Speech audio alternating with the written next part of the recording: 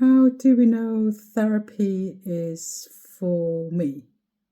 Good question. If you tried other ways, reading self help books, if you watched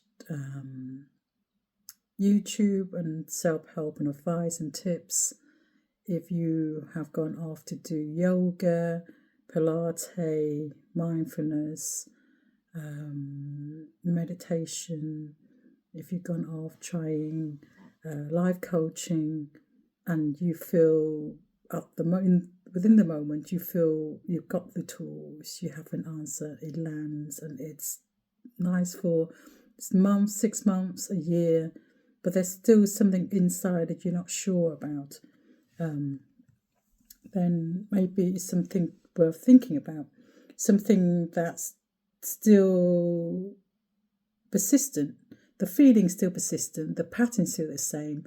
It arises when you're quiet, it arises and comes up when you're on your own.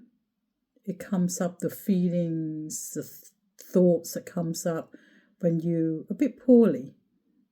So the feeling of persistency, of that low mood, or feeling, your heart is racing a little bit, feeling a bit overwhelmed and emotionally stuck, then it's something to notice.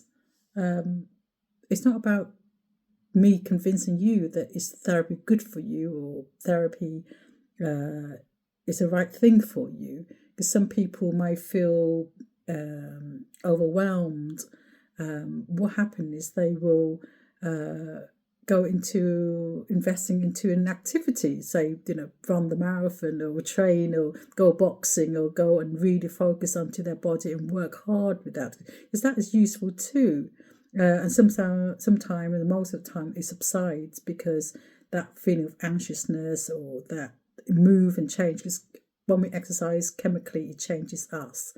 But then when it comes to the experiences that you've experienced that is difficult and is still not resolved in some particular way. So we're talking about your childhood here. So when it comes to things that's happened in your childhood that you haven't, explore more, shared, talked about, allow someone else to hear what's happened, and it stays and it gets stuck somewhere. We call it suppress. We suppress it somewhere. It stays there because we don't want to go there because it's too much. It was too much in that moment, that time. So now it stays there until now, where life is fine. Life is good. So now it comes up because now it needs some attention. So even on the exterior, we look fine. We're carrying on with life, with family, with friendships, and somehow on the inside it's very different.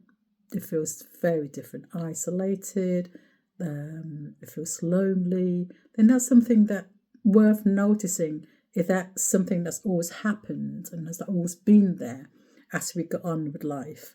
Many people come and they're like, well, I have children, they're wonderful, they give me so much, I have a good career, I have friends, I am very stable in my life, very lucky in my life. But there's this thing, and I don't know how, why, and what's, and to move it, to change it.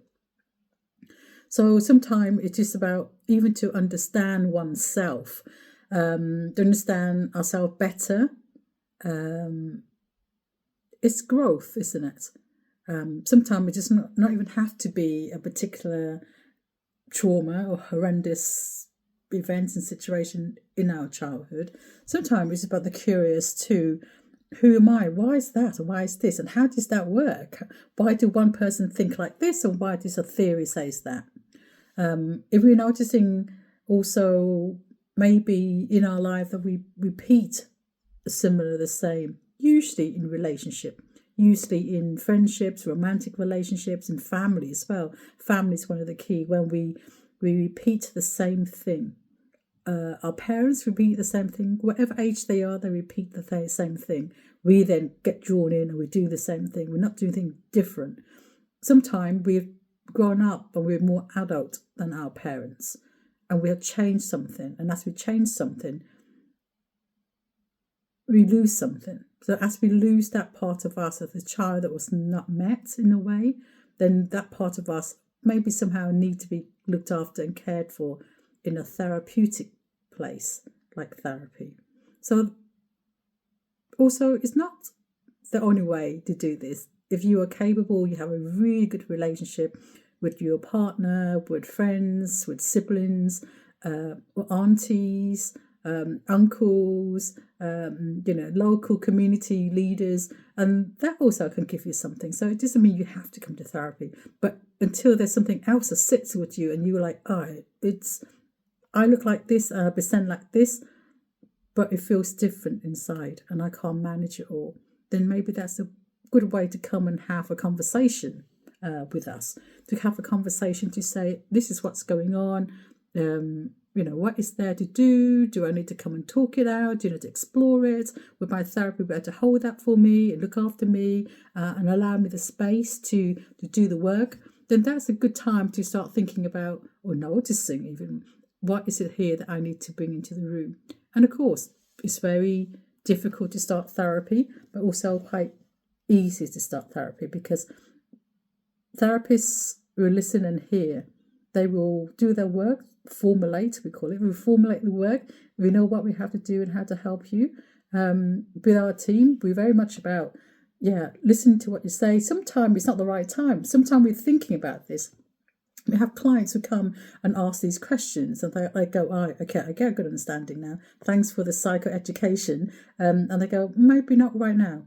And we just like, that's very good. If it's not the right time, then it's okay. But it's good to ask these questions, and to speak to an expert is really useful. To speak to someone in the field is useful. So never shut it down. Ask questions, because the world we live in, we have so much, conversations and discussions these days. We talk and explain and share. If it's not the right time, that's okay. But it's quite important just to call somebody and have a conversation. Talk is the key here, to open up those curiosity, what you have and what's going on for you. I hope this video has been useful and helpful to you. And yes, just talk, call us, and we can always help. Call someone, speak to someone. And usually good friends will say, hey, you might need to speak to someone a bit more. I love you very much, and I love hanging out with you and having a beer with you. But maybe you speak to somebody about this, because it sounds a bit more than what I can do for you. Don't take that as an offensive, or they're rejecting you. Hear what they're saying. They care. They're saying, hey, this is a bit more than what I can offer you. So be kind on yourself, be gentle, take a deep breath in and just call and have a discussion and a chat with somebody before you start. Like I said, sometimes it's the right time, sometimes it's not the right time. All right, I hope this is useful. Take good care for now.